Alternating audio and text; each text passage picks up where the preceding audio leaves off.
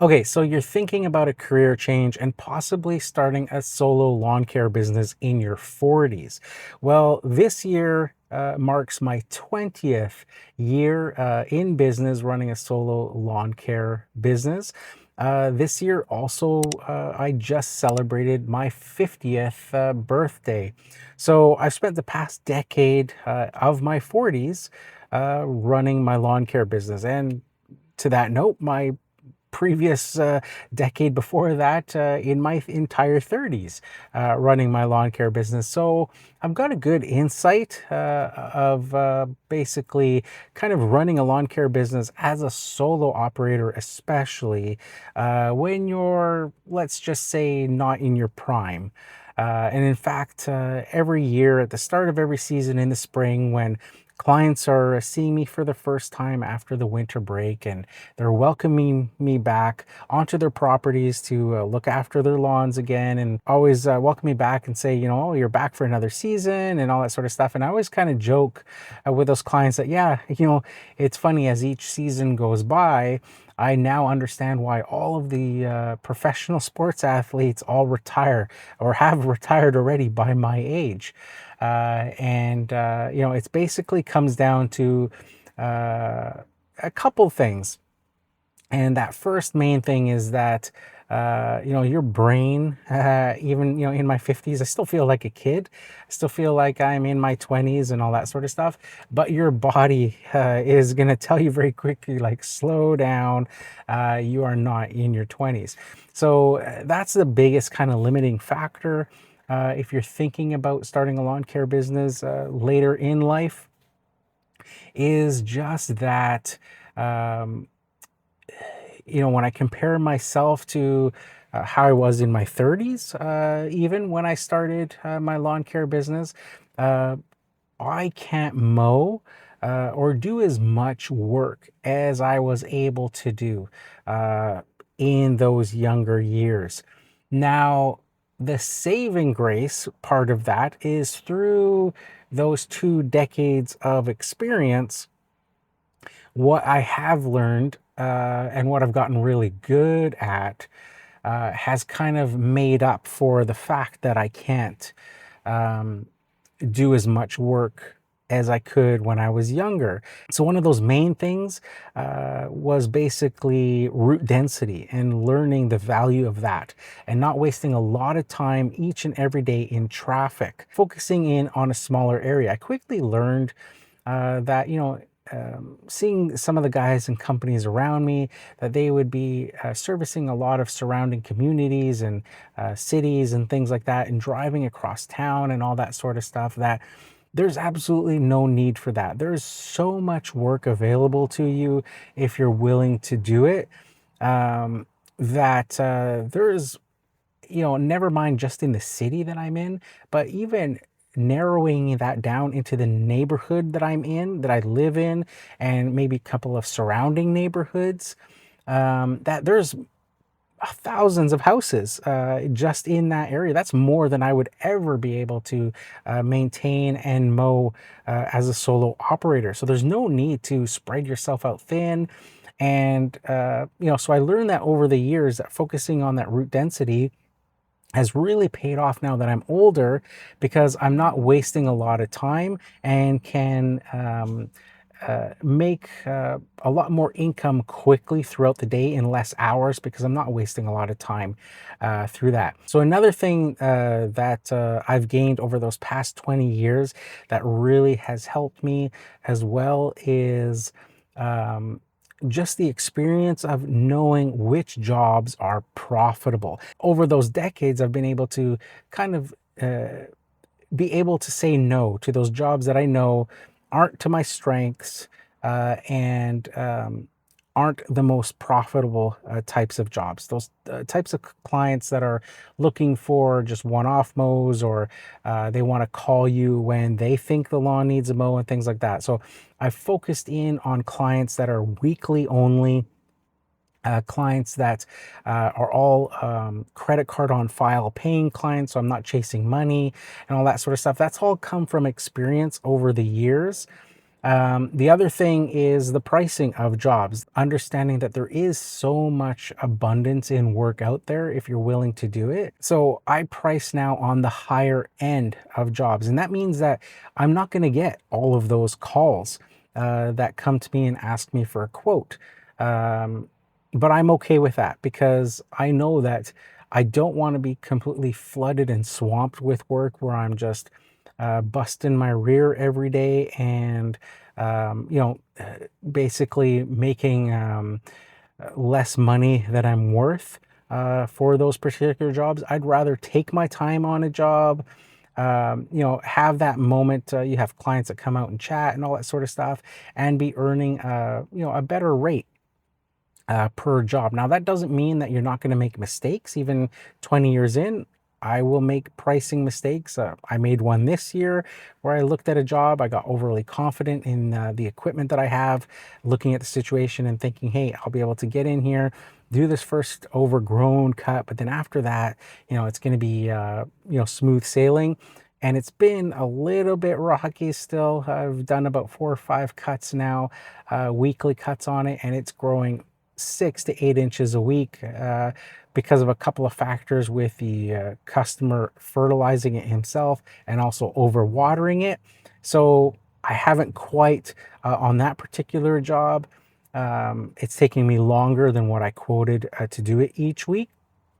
So there's times where that's going to happen from time to time, but you have to move forward. You will have to reassess and readjust pricing as you go, but learning those things and not being afraid to walk away from those jobs that are not worth your time, that are those less profitable types of jobs, have really helped compensate me for the kind of lack of maybe the amount of jobs that I can do in a day versus when I used to be able to do it. So that's the only thing that I would point out if you're just starting here in your 40s, is that you're going to be at a bit of a disadvantage in learning the pricing of a job, and pricing properly as well. Everybody's body is going to be different. So it's not to say that everybody in their 40s is going to, not be able to perform to a higher level. There's a lot of different factors. Everybody's going to be different. So it's not to say that it's like blanket sort of thing, but this is just kind of thinking about my own experiences, that in my 40s, one of the things that I did see in the later years, the later 40s, mid 40s and on, that there was a lot more fatigue versus kind of the beginning half of that decade of my 40s. And that experience also coordinates with others that I know that do lawn care, including my brother-in-law, who also just turned 50 and has been doing lawn care for the exact same amount of time that I've been doing lawn care. And it's the same scenario with him, where you just can't do as much as you could in those younger years. But because we started so early, relatively in our 30s, although that wasn't really, really early. Just the experience and that root density and kind of building up our businesses to a point now where, we're not looking for work and all that sort of stuff, really has benefited us in these later years as we're getting more tired and not able to do as much work as we used to. So, like I said, absolutely 100% possible for you to go out and start a lawn care business in your 40s. I think it's a great career. Has afforded me so much freedom. I don't think I could ever go work for somebody again. After you kind of taste the freedom of being your own boss and working your own hours and all that sort of stuff. But it's just one of those things you got to keep in mind, and really think about your own personal situation, how much income you're going to need to bring in at your age, if you have a mortgage, rent, if you have a partner, a wife or something who's working or not working, if you've got children, dependents, all that sort of stuff. You also have to think about the seasonality of lawn care and what you're going to do in the sort of startup stages of your lawn care business. Now, you know, when I was first starting out, there was somebody that used to always say, "There's acres of diamonds everywhere." I think that's a Jim Rohn quote. And what that means is that if you're willing to do the work, there's plenty of work out there, even in the off season, if that's a thing. Here in the Pacific Northwest, where I'm at, the lawn care season basically goes from mid-March to the end of October, and then you're off from then for the winter. So kind of being prepared that if you're not willing to do other work, to be able to put some savings away, to be able to pay those bills through the winter time, or look at other work, things like Christmas lights, hedge trimming, pruning, garden cleanups, leaf cleanup season, gutter cleaning. There's lots of things that you could do, fence repairs.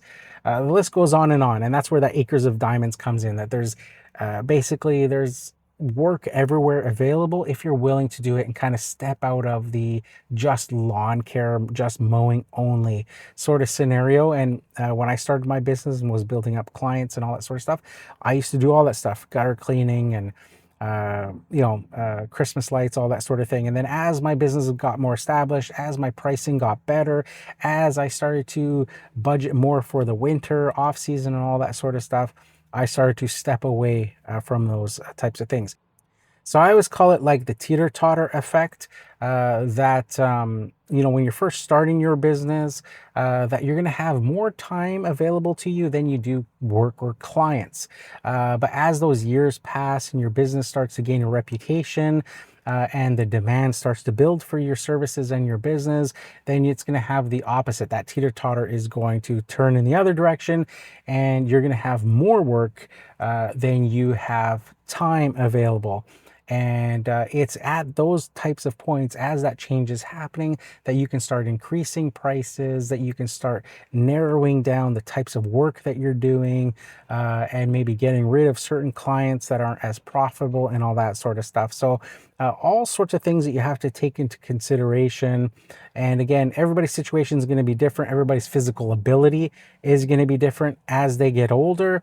But definitely something that I would encourage people to take on if they're looking for a change of pace, if they want to start a lawn care business, they want to be self-sufficient, just to do a little bit of your due diligence, kind of thinking about kind of those things, and how much knowing your own body, and being honest with yourself of how much work you'll be able to do. There's a couple other things that I will say that start to creep in.